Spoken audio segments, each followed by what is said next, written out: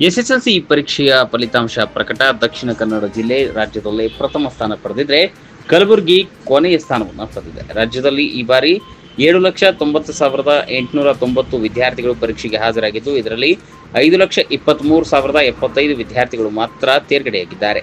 ಈ ಪೈಕಿ ದಕ್ಷಿಣ ಕನ್ನಡ ಜಿಲ್ಲೆಯಲ್ಲಿ 91.12% ಜನ ಉತ್ತೀರ್ಣರಾಗುವ ಮೂಲಕ ರಾಜ್ಯಕ್ಕೆ ಪ್ರಥಮ ಸ್ಥಾನವನ್ನು ಪಡೆದಿದ್ದಾರೆ.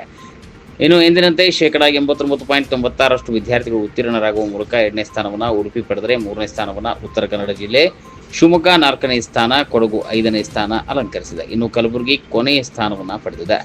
ಅತಿ ಹೆಚ್ಚು ಉತ್ತೀರ್ಣರಾದ ಜಿಲ್ಲೆಗಳ ಪಟ್ಟಿ: ದಕ್ಷಿಣ ಕನ್ನಡ 91.12%, ಉಡುಪಿ 89.96%, ಉತ್ತರ ಕನ್ನಡ 83.19%, ಶಿವಮೊಗ್ಗ 82.29%, ಕೊಡಗು 82.21%, ಹಾಸನ 82.12%, ಶಿರ್ಸಿ 80.47%, ಚಿಕ್ಕಮಗಳೂರು 77.9%, ಬೆಂಗಳೂರು ನಗರ 74.2%, ಬೆಂಗಳೂರು ದಕ್ಷಿಣ 72.3%, ಬೆಂಗಳೂರು ಉತ್ತರ 72.27%, ಮಂಡ್ಯ 69.27%, ಹಾವೇರಿ 69.3%, ಕೋಲಾರ 68.47%, ಮೈಸೂರು 68.39%, ಬಾಗಲಕೋಟೆ 68.29%, ಗದಗ 67.72%, ಧಾರವಾಡ 67.62%, ವಿಜಯನಗರ 67.62%, ತುಮಕೂರು 67.3%, ದಾವಣಗೆರೆ 66.9%, ಚಿಕ್ಕಬಳ್ಳಾಪುರ 63.64%, ಚಿತ್ರದುರ್ಗ 63.21%, ರಾಮನಗರ 63.12%, ಬೆಳಗಾವಿ 62.16%, ಚಿಕ್ಕೋಡಿ 62.12%, ಚಾಮರಾಜನಗರ ಜಿಲ್ಲೆ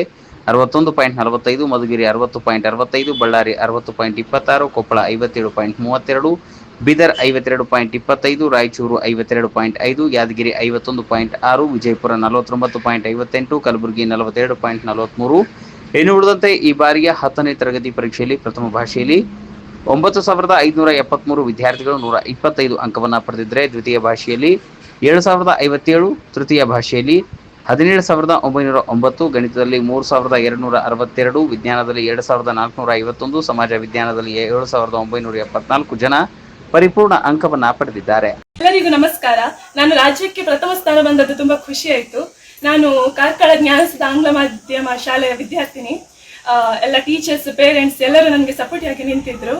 ಮತ್ತೆ ನನ್ನ ಸ್ಟಡಿ ಹಾರ್ಸ್ ಅಂದರೆ 4 to 5 hours ತುಂಬ ಸೆಲ್ಫ್ ಸ್ಟಡಿ ಮಾಡ್ತಿದ್ದೆ. ಕಂಬೈನ್ ಸ್ಟಡೀಸ್ಗಿಂತ ಸೆಲ್ಫ್ ಸ್ಟಡೀಸ್ ಮಾಡ್ತಿದ್ದೆ. Thank you. ಎಲ್ಲರಿಗೂ ನಮಸ್ಕಾರ. ನಾನು ರಾಜ್ಯಕ್ಕೆ ಪ್ರಥಮ ಸ್ಥಾನ ಬಂದದ್ದು ತುಂಬ ಖುಷಿ ಆಯಿತು. ನಾನು ಕಾರ್ಕಳ ಜ್ಞಾನಸುಧ ಆಂಗ್ಲ ಮಾಧ್ಯಮ ಶಾಲೆಯ ವಿದ್ಯಾರ್ಥಿನಿ. ಎಲ್ಲ ಟೀಚರ್ಸ್, ಪೇರೆಂಟ್ಸ್ ಎಲ್ಲರೂ ನನಗೆ ಸಪೋರ್ಟ್ ಆಗಿ ನಿಂತಿದ್ರು.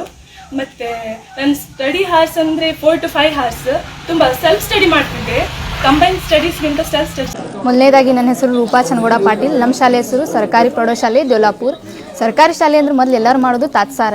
ಯಾಕಂದ್ರೆ ಅಲ್ಲಿ ಯಾವುದೇ ರೀತಿ ಶಿಕ್ಷಕರು ಒಳ್ಳೆಯವರು ಇರೋದಿಲ್ಲ. ಆ ರೀತಿ ಅಂದರೆ ಸರ್ಕಾರಿ ಶಾಲೆ ಶಿಕ್ಷಕರು ಒಳ್ಳೆ ರೀತಿ ಇಲ್ಲ, ಅಲ್ಲಿ ಒಳ್ಳೆ ರೀತಿಯಾದಂಥ ಶಿಕ್ಷಣ ಕೊಡುವುದಿಲ್ಲ. ಅಲ್ಲಿ ಬರೀ ಎಲ್ಲದಕ್ಕೂ ತಾತ್ಸಾರ ಮಾಡ್ತಾರೋ, ಅಲ್ಲಿ ಯಾವುದೇ ರೀತಿ ಫೆಸಿಲಿಟಿ ಇರೋದಿಲ್ಲ ಅನ್ನೋದು ಕೆಲವರು ಜನರ ಭಾವನೆ ಇರ್ತೈತಿ. ಆದರೆ ಸರ್ಕಾರಿ ಶಾಲೆಯಲ್ಲಿ ಕರೆದು ಕೂಡ ನಾನು ಕೂಡ 625 ಮಾಡಿದ್ದೀನಿ ಅಂತ ಹೇಳಲಿಕ್ಕೆ ಇಷ್ಟಪಡ್ತೀನಿ. ಸರ್ಕಾರಿ ಶಾಲೆಯಲ್ಲಿ ಕೂಡ ಶಿಕ್ಷಕರು ಒಳ್ಳೆ ಇರ್ತಾರೋ, ಅವರು ಕೂಡ ವಿವಿಧ ರೀತಿಯ ಪರೀಕ್ಷೆಗಳನ್ನ ಬರೆದು ಪಾಸ್ ಆಗಿ ಬಂದಿರತಕ್ಕಂಥ ಶಿಕ್ಷಕರೇ ಸರ್ಕಾರಿ ಶಾಲೆಗಳಲ್ಲಿ ಇರ್ತಾರೆ. ಅವರು ಒಳ್ಳೆಯ ರೀತಿಯ ಉನ್ನತ ಮಟ್ಟದ ಶಿಕ್ಷಣಗಳನ್ನು ನೀಡ್ತಾರೋ. ಅದಕ್ಕಾಗಿ ನಾವೆಲ್ಲರೂ ನಿಮ್ಮ ಮಕ್ಕಳನ್ನೆಲ್ಲ ಕೂಡ ಸರ್ಕಾರಿ ಶಾಲೆಗಳ ಹಚ್ಚಿರಿ ಎಂದು ಹೇಳಲಿಕ್ಕೆ ಇಷ್ಟಪಡ್ತೀನಿ.